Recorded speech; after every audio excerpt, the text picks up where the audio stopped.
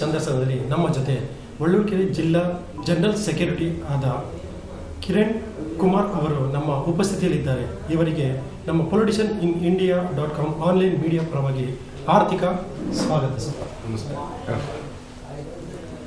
Sir, ತಮ್ಮ ಈ ನಮ್ಮ ರಾಜಕೀಯಕ್ಕೆ ತಾವು ಯಾವಾಗ ಹಾಗೂ ಹೇಗೆ ಪ್ರವೇಶ ಮಾಡಿದ್ರಿ ಸರ್?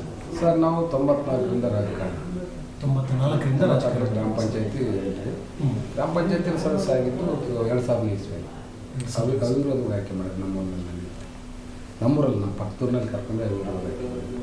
ಅದಕ್ಕಿಂತ ಮುಂಚೆ ನಾವು ನ್ಯಾಯಾಲಯದಲ್ಲಿ ಮಾಲೀಕರಾಗಿ ಕೆಲಸ ಮಾಡ್ತೀವಿ. ಸಮಾಜ ಸೇವೆ ಇದ್ದಂಗೆ ಗೊತ್ತರ ಒಬ್ಬ ನ್ಯಾಯಾಲಯದಲ್ಲಿ ನಡೆಸೋಣ ಅಂದರೆ ಸಮಾಜ ಸೇವಕರಿದ್ದಂಗೆ. ಅಂದರೆ ಎಲ್ಲ ಸಾಮಾನ್ಯ ಜನಗಳು ಅವ್ರಿಗೆ ಸಿಗ್ತಾರೆ. ಸಾಮಾನ್ಯ ಜನಗಳು ಕಾಂಟ್ಯಾಕ್ಟ್ ಆಗುತ್ತೆ. ಹಾಗಾಗಿ ನಮ್ಮ ರಾಜಕೀಯ ಒಡನಾಟ ಬೆಳೀತು. ಆಮೇಲೆ ನಮ್ಮ MLA ಮಾಡಿದ್ರು. ಅವಾಗ MLA ಎಕ್ಸೇ ಇದ್ರು ಅವರು ಇದ್ರು. ಅವರ ಒಂದು ಒಡನಾಟ ಸಂಬಂಧ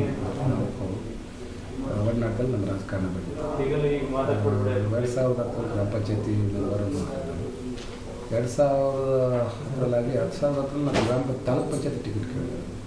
ಪಾರ್ಟಿಲಿ ಕಾಂಗ್ರೆಸ್ ಪಾರ್ಟಿಯಲ್ಲಿ ನಮ್ಬಿಟ್ಟು ಕಾಂಗ್ರೆಸ್ ಪಾರ್ಟಿಯಲ್ಲಿ ಟಿಕೆಟ್ ಕೊಡಲಿಲ್ಲ. ನಮಗೆ ಕೊಡಲಿಲ್ಲ.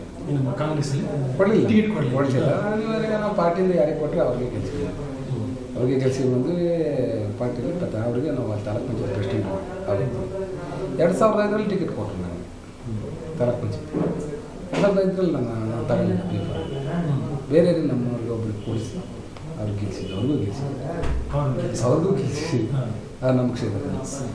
ಅದಾದಮೇಲೆ ಜಿಲ್ಲಾ ಪಂಚಾಯತ್ ನಿರೀಕ್ಷೆ ನಮ್ಮ MLA ಉಮ್ಮಣ್ಣರು MLA ಜಿಲ್ಲಾ ಪಂಚಾಯತಿ ಕೆಟಗರಿಗೆ ತರ್ತೀವಿ ಅನ್ನೋ ಒಂದು ನಿರೀಕ್ಷೆಯಲ್ಲಿ ನಾನು ರಾಜಕಾರಣ ಪ್ರವೇಶ ಮಾಡಿದೆ.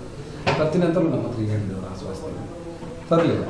BCM B ಆಯಿತು 2010. ಆಗಲಿಲ್ಲ. ಅಲ್ಲಿ ಸುಮ್ಮನೆ ನಮ್ಮ ತಾಲೂಕು ಪಂಚಾಯತಿ ಕೊಟ್ಟರು. ನಾನು ಬೇಡ ಅಂತ ಬೇರೆಯವರಿಗೆ ಕೊಟ್ಟೆ. ಆಮೇಲೆ 2010 ಜಿಲ್ಲಾ ಪಂಚಾಯತ್ ತಾಲೂಕು ಪಂಚಾಯತಿಯಲ್ಲಿ ನಾನು ಕ್ಯಾಟಗರಿ ಆಗುತ್ತೆ ಅಂತೇಳಿ ವೆಯ್ಟ್ ಮಾಡಿದೆ.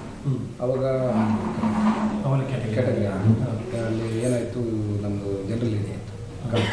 ನಾವು ಬೇರೆ ಕಾನ್ಸ್ಟಿಟ್ಯೂನ್ಸಿಗಳು ಬೇರೆ ತೊಂದರೆ ಕೊಡ್ತಕ್ಕಂಥ ಇದು ಅವೆಲ್ಲ ಮಾಡಬಾರ್ದು ಅಂತೇಳಿ ನಾವೇನು ಮಾಡಿದ್ವಿ, ನಮ್ಮ ಮನೆಗೆ